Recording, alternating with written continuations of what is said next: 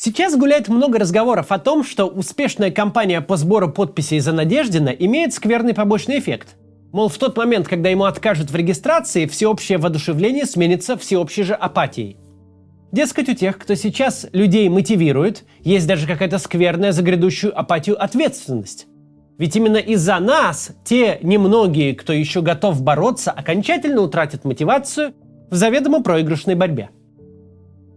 Такая аргументация кому-то может показаться валидной, но она базово ущербна. До того ущербна, что это отдельная тема для сегодняшнего разговора.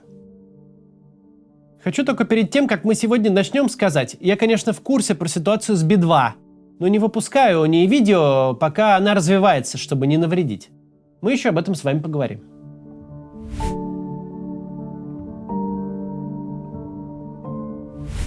Прежде всего, нужно отказаться от дурной привычки считать людей какой-то послушной массой, лишенной всякой субъектности и готовой по первому зову поучаствовать в чем угодно, даже не разбираясь в природе того, в чем участвует. Ни мои зрители, ни зрители Екатерины Шульман не питают иллюзий относительно нынешнего российского режима. Это активная политизированная аудитория. Они не могли вдруг решить, что к 2024 году в России расцвела вдруг законность, что честный сбор подписей непременно приведет к регистрации, что ЦИК свободен в принятии решений. Для такого нужно совсем оторваться от реальности до степени погружения в сказку. Стоявшие в очередях люди посмотрели сотни часов политических роликов, читают «Медузу» и «Медиазону».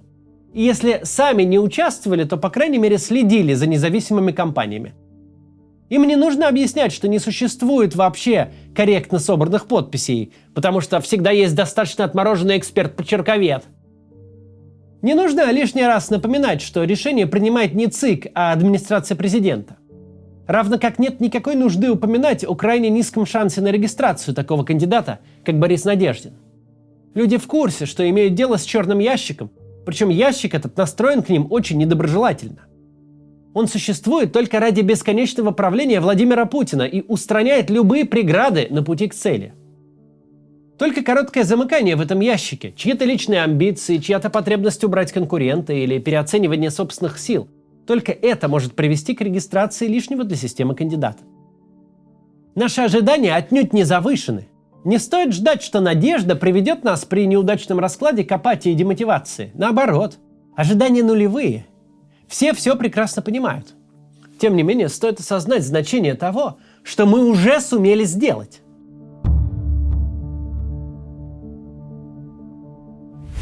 Выборы на 25-м году правления должны были стать развлечением для одного человека.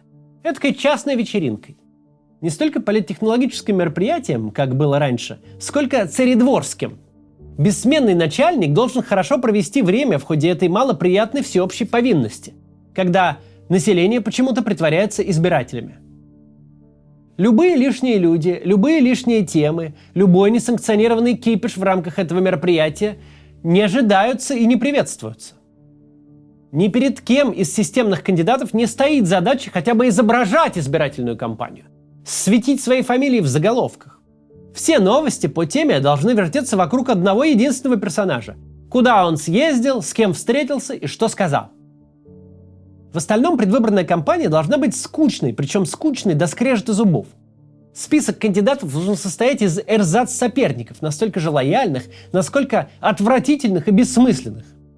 Слуцкий, Харитонов, Бабурин, Богданов – идеальный список ничего и никому не говорящих фамилий. Провинциальная старушка, по привычке идущая голосовать за Зюганова, не обнаружит в списке даже его. Движуха вокруг Надеждина тут совсем не в кассу. Мы вломились на чужую вечеринку и развлекаемся за счет устроителей самым бесстыжим образом. Агитируем, подписи собираем, медийных людей привлекаем, инфоповод создаем. Все делаем так, будто бы это всерьез, будто бы идет настоящая избирательная кампания. И что для системы хуже всего, формально к нашей движухе она прикопаться не может. Все в рамках тех законов, которые еще существуют.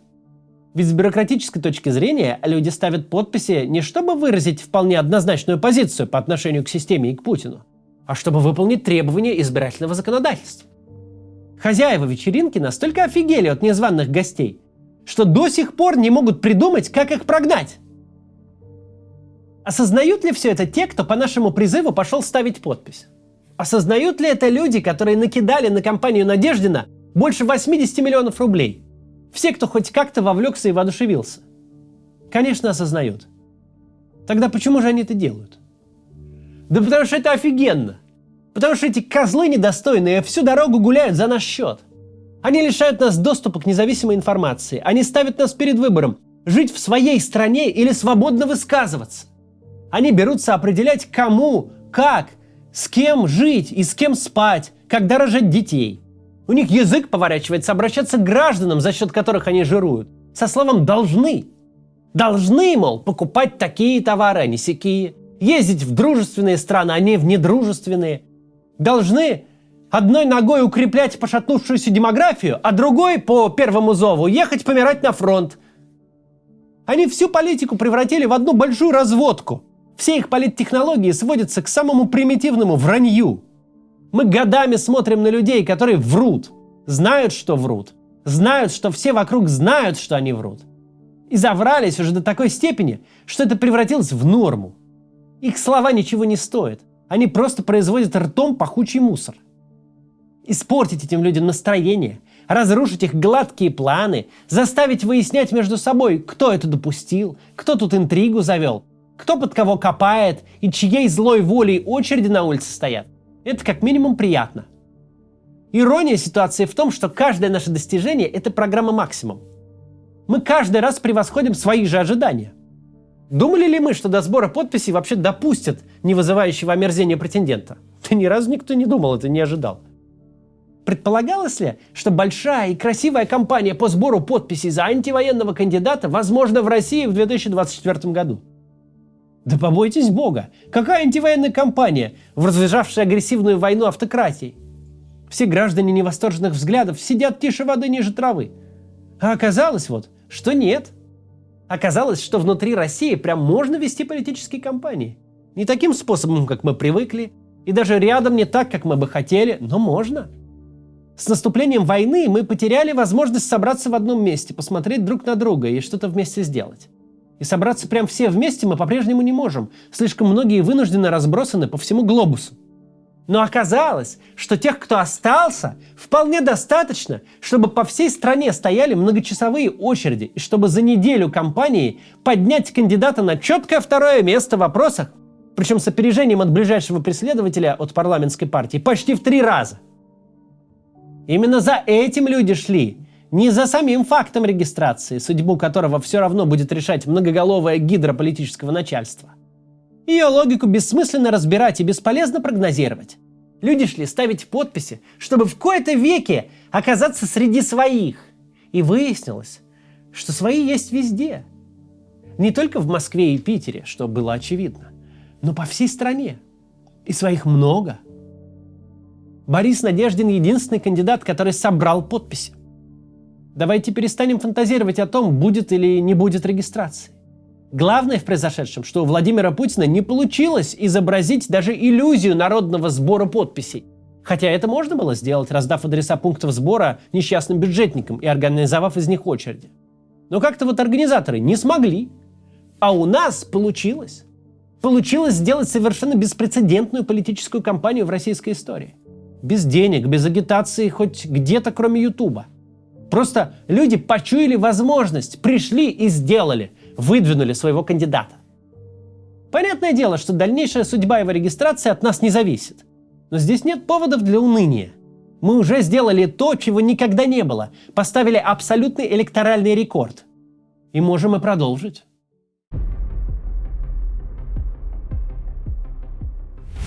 Если Надеждина зарегистрируют, то с нашей точки зрения это будет признанием, что такую кампанию невозможно игнорировать. Отказ в регистрации – косвенное признание, что ее не просто невозможно игнорировать, но что она слишком опасна. Что такой кандидат даже без полноценной кампании, на которую нет ресурсов, может собрать на порядок больше голосов, чем положено собирать мнимым соперникам главного кандидата. В обоих случаях получается ответ на вопрос: если не Путин, то кто? Кто угодно, набирающий десятки процентов голосов безо всякой нормальной агитации. Или кто-то достаточно внятный, чтобы его до выборов не допустили. Если бы у кремлевских жуликов был выбор прямо сейчас, то они бы, конечно, нашли причину не допустить Надеждина до сбора подписей. Но им поздно уже кусать локти. Теперь у жуликов этих выбор из двух очень плохих для них вариантов. Либо снимать по беспределу, хотя всем понятно, что подписи реальные, собранные, настоящие люди их оставили. Либо регистрировать с реальным риском проиграть. Эти люди не привыкли стоять перед хреновым выбором. Перед хреновым выбором они привыкли ставить граждан. Так почему мы должны считать, что это неудовлетворительный результат? И ведь мы не закончили, мы только начали.